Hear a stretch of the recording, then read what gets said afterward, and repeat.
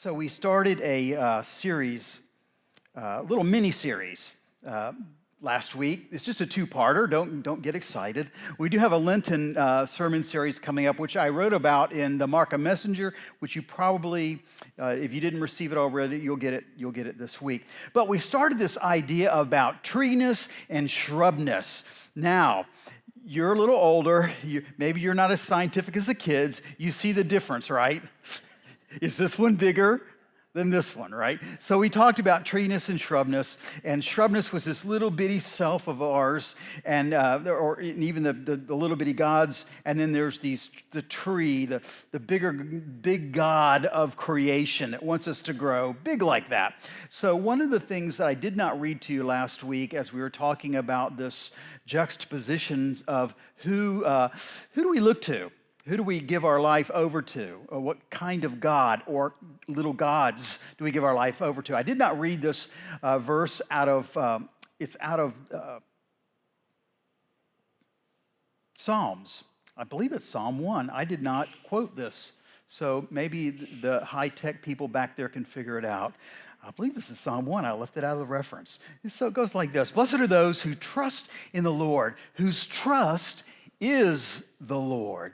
They shall be like a tree planted by water, sending out its roots by the stream. It shall not fear when the heat comes, and its leaves shall stay green. In the year of drought, it's not anxious, and it does not cease to bear fruit. Actually, that's the Jeremiah passage. Yes, great. Thank you very much. I actually did that last week. Yeah. Two-parter, there it is. So, tree life and shrub life. Which one's worth pursuing? I mean, that's really what I was after with the kids, and the question might have been a little too deep. But which one's worth pursuing? In other words, which God is worth pursuing? A big God, our God, or little gods, little shrubby gods, little piles of rock? Which one's worth basing your life on? Which one of these things, if you were to say it's a life worth living, which one of these would make more sense to you? If we voted, right? Don't let me down. Don't let me down, right? This one, right? It's a no-brainer. Who would pick that? I would pick this. But, it's funny.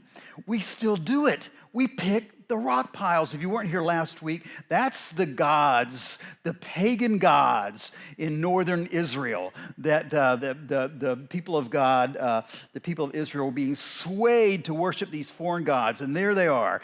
So they're impressive, right? I talked about that last week. Why do we pick the rock pile? It's so striking. I showed you a picture in the wilderness of this little shrub I found out in the desert. This shrub is not much bigger than I couldn't go back to Israel and get it for you, so I plucked this out of my yard this morning. So, but I found that little wilderness shrub, and it had sunk its roots, right? It put the roots down. It's trying to find some way of regeneration, right? Life regeneration, that's what plants do. A little seed falls in the ground, and there it is. But we said last week it's in the wrong location. So really, this is going to sound harsh, but the whole process is a farce.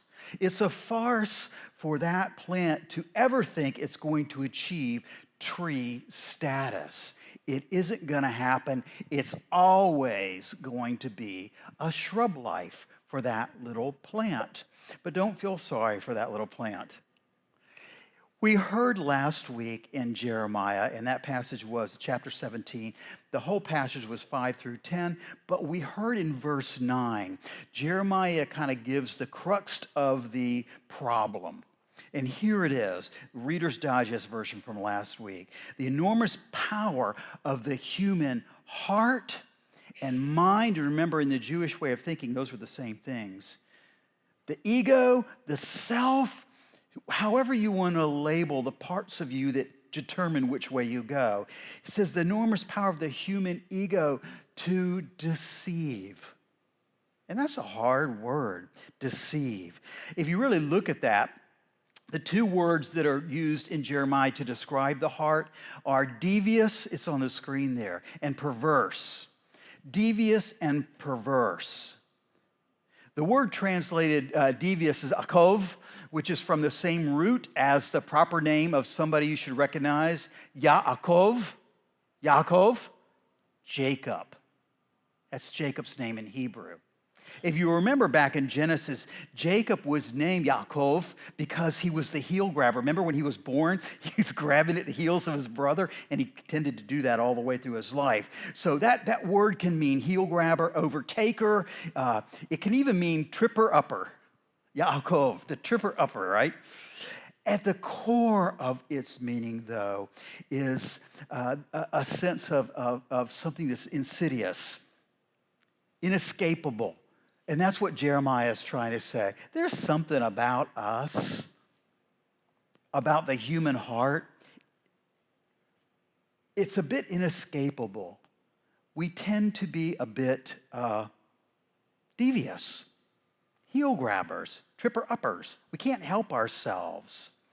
However, there's hope, and the hope is that our hearts and our minds, our guts, they can be oriented, right? Trained, and not fixed on humanity, ourselves solving issues, but on God, on Yahweh is what they would say, which is by definition blessedness. So we have ways to go.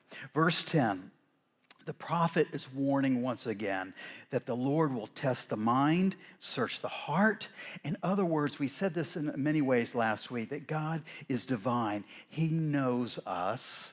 That can be, sometimes that's scary to me, that God knows my heart, God knows my mind. But, I don't feel so bad because it's the same for you too, right?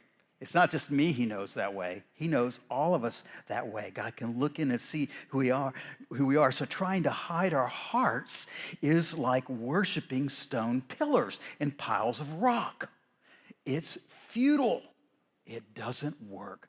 God sees us, even the shadowy parts of ourselves. Now, that's when, sometimes when I'm in a message like this and I'm sitting where you are, this is where I might start checking out a bit. I might say, well, this message is not for me. It's maybe for the other guy, that guy to my right or left, or that lady behind me or in front of me. It's for them because I'm doing okay, and the message isn't really for me. I'm not really that stuff. I'm not devious. I'm not a cove. I'm not a heel grabber. Richard Rohr wrote a piece called Seeing Our Shadow. And in it, he says, the shadow is the part of the self that we don't want to see. And we don't want anybody else to see it either. We hide that away. Our tendency, he says, is to hide or deny it, even and most especially from ourselves. There it is on the screen. Hide it, deny it. What do we do? He's quoting here, he quotes Jesus, who's quoting Isaiah. You're with me? He's quoting Jesus, quoting Isaiah in Matthew 13, where Jesus describes this kind of shadowy self to hide, to deny, even from ourselves. He calls that seeing and hearing, but not understanding or perceiving. That's that part where we go, I'm just not going to take that. I'm not, whatever the pastor's talking about, it's not for me. It's for somebody else. And the point is crucial being made here. Richard Rohr says the shadow self it's not evil in itself. It just allows us to do stuff that's not good for us, bad stuff, without actually calling it evil. It's funny, if you go back and look in the Gospels, every time Jesus criticizes hypocrisy, he does that more than anything else. 11 times Jesus criticizes hypocrisy. And it's interesting that some think that maybe shocking to us as people of faith is that Jesus is never upset with sinners. You know who he gets upset with? People that want to deny even the most, deny ourselves from God, the hypocrites. People who think they're okay and it's always somebody else. They go on in this article to talk about archaic religion, and most of history of a religion sees the problem with humankind as the shadow self. And he says, isn't that what religion really is? Well, if you boil religion all the way down, it's getting rid of our faults. Whatever the problem is, let's get it outside of ourselves. And the classic pattern is to deal with symptoms of whatever the shadow is, symptoms of the brokenness, symptoms of the badness. But he says we can't get rid of that by ourselves. We just play kind of a little game with ourselves. I do that sometimes with my own health, or even if it's an issue here at the church. I think I have a problem, but I can manage it. You ever say that? Oh, this is bad, but I'll manage it. I'll manage it somehow. Did you know this is actually a thing? They call it sin management. Have you ever heard that before? No, true, it's true. There's a whole book on this. There's 4 different authors, and the phrase was actually coined by a Christian philosopher, Dallas Willard, sin management. But people have written about this, and they say the gospel of sin management, as it manifests itself within Christianity, is a bit hard to live up to. Cutting out all of our sinful behaviors, they say, is well nigh impossible. You just can't get at it. Hence Jeremiah's question that he points out in the early part of his book. He says, and you've heard this before, is there no balm in Gilead? We sing that song, there is a balm in Gilead. Is there no balm in Gilead? He's saying, is there no physician in the house of Judah? Is there no physician in the house? Is there no antibiotic? Is there some kind of ointment we can put on to heal us of this shadow self? Can bring us back to spiritual wholeness and healing. It boils down to what we talked about last week. God's people, and it's us today, but I'm going to talk about it looking backwards. God's people kept trying to make deals. They're making deals. They're making alliances with other kingdoms. That was the rock gods, right? In order to save themselves. We'll do whatever we have to do to keep ourselves supposedly safe. So each payoff in their sin management was simply thumbing their nose at God. Think about that. They're allocating to others part of their trust. So they say, okay, I should be trusting in God, but I'm going to make some alliances with some other folks. Think about that. Think about your own family. If people are making alliances outside of your family, as a parent, I really want my kids to trust me, and I want them to look to me. And if they start looking all over the place, sometimes I feel a little let down. Imagine God as we peel off bits of our trust away from God and towards someone else. In their case, it was silly rock gods. We can name ours anything we want. And we make deals with ourselves, don't we? Like, I'm not perfect. I'm not a perfect person. But you know what? Gosh, I'm not as bad as that other fellow down the road. He's really bad. That guy's a real sinner, right? You ever thought about that? Compared to that guy. But sin management is not about us.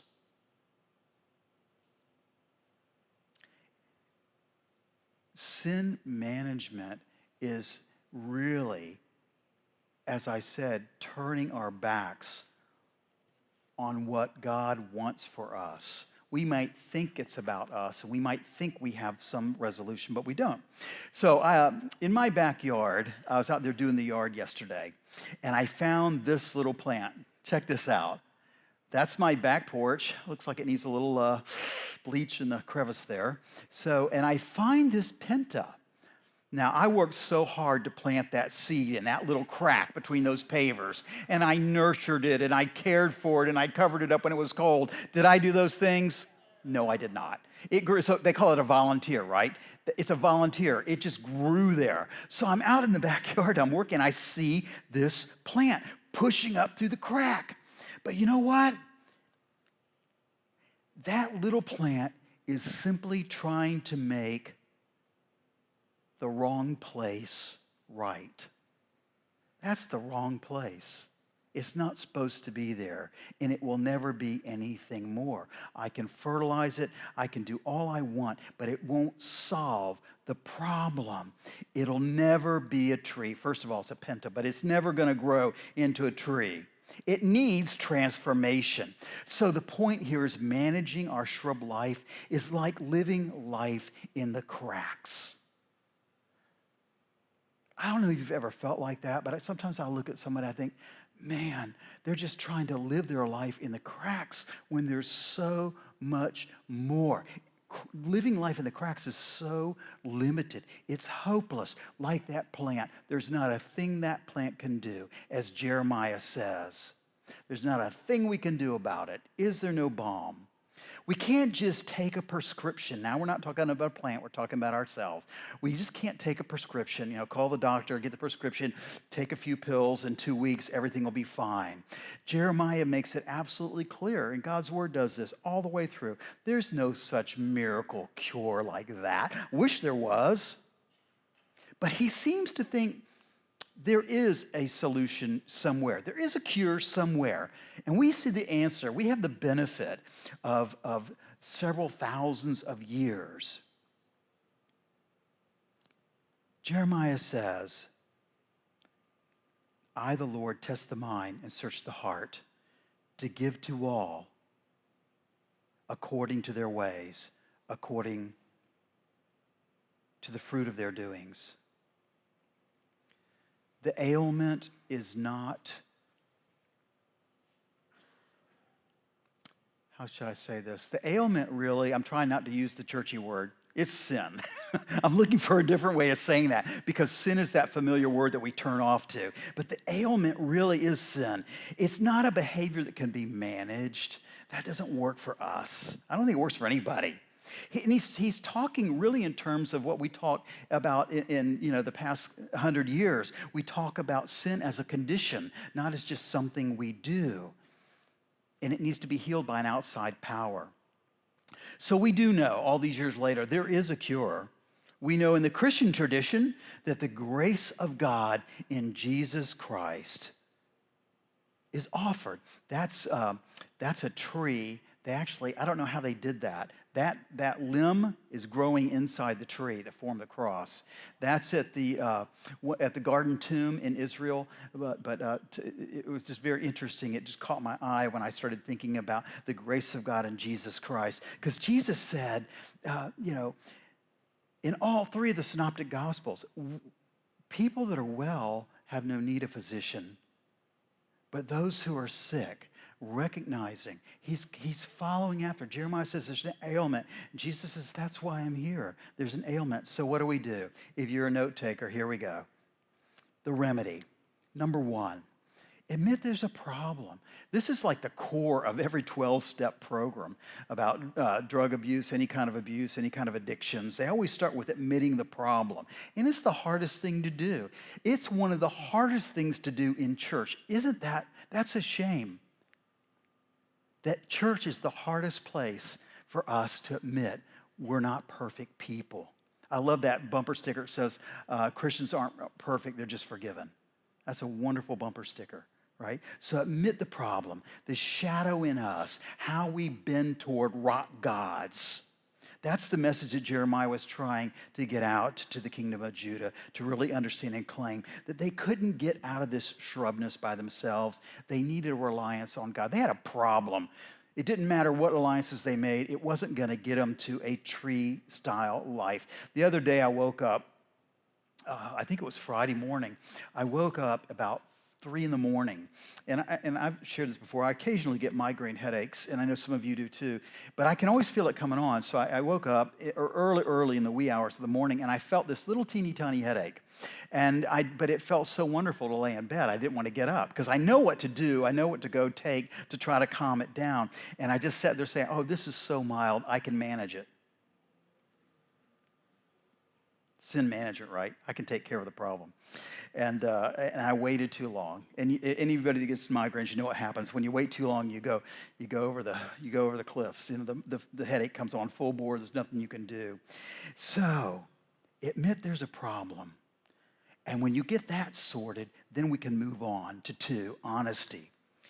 We're the ones that choose whether we worship a pile of rocks and live a shrub life, or we step into a life of fullness toward the God that created us. This is the honest appraisal of Jeremiah about the people of God. And we can't just put it off on them. It's us today, because we do get drawn in, I said last week. We get confused or tricked, or we just choose this shrub life for some reason. We have to be honest about that. And here's the good news. It's not where you're literally planted like that penta in my pavers, but where your faith is overwhelmingly rooted. So honesty. We pick the rock pile. 3rd, integrity. Integrity in this sense, it means honestly allocating, acting to increase the portion of trust you're willing to allocate to the tree of life. You're willing to allocate to the God that created us. You know, we have a living allocation in this worship right now, right in this moment. You trust that I'm going to have something worthwhile to say, and I trust that you're going to stay awake long enough to hear it. Right? That's trust. We have allocated trust to one another. So what's the it that we need to allocate? It's any part of our lives that we peel off to rock pile gods, that shrub life.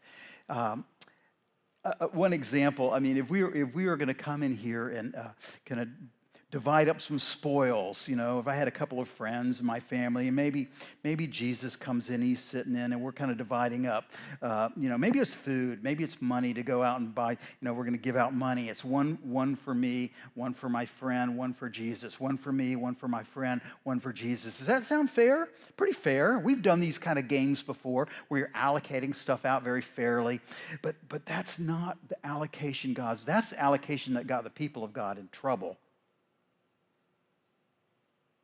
I wonder if your house was on fire. This was one that I thought about the other day. If your house is on fire and you call the fire department, and the fire, I was going to try to get Shelby to come in her full gear today, but I didn't have time to do it. But and the fireperson, fireman, firewoman, the rescue people come in, what percentage of trust do you give to those folks when they show up at the door? You know, they knock and you go, okay, well, you can have a percentage of this fire, but I need to leave some for the police because I know they'll be here. And then they're probably going to be an ambulance, and I need to leave a little bit for them. And then the insurance company's going to want a bit, so let me make sure I allocate all the. Would you do that? That would be crazy. We would say, please come in. 100%, I trust you to come in and to rescue me. Think about the brakes on your car. I thought about this one too, brakes in your car. When you drove here today and you stepped on those brakes, maybe to avoid hitting a car because you're coming up to a stop, right? Or you needed to stop for a stoplight. What percentage of trust is on your foot pushing on the brake? 10%, 20%, 50%? I would imagine that all of us put 100% of our trust in hitting the brake that it's actually going to engage and stop. So, integrity is this bit about allocation. How much will we allocate our trust to God? That's the difference between shrub life and tree life. Jeremiah is just reminding us all and inviting us toward this tree life. Admitting the problem, being honest about it, about our choices, and then in integrity by allotting. This is some pictures I wanted to show you. This is to me represents if you allot that is close to 100% of trust to God. Beautiful, beautiful. Lots of Israel is wilderness, but lots of it's beautiful. And I took those pictures in the Galilee area. But offer out to God. God desires and wants us to trust Him. At least the percentage of our lives we're capable of in this moment. Because the truth that I want to get to you today is we can have more. We do not have to settle for life in the cracks. I've been calling it shrub life. There's so much more. Just decide how much of the shrub life you're willing to reallocate to God in order to live tree life. Now I remember where I got Psalm 1. It's how I want to close today. Psalm 1 says this: when we're like trees planted by streams of water, we yield fruit in season, and all we do will prosper. Let's pray.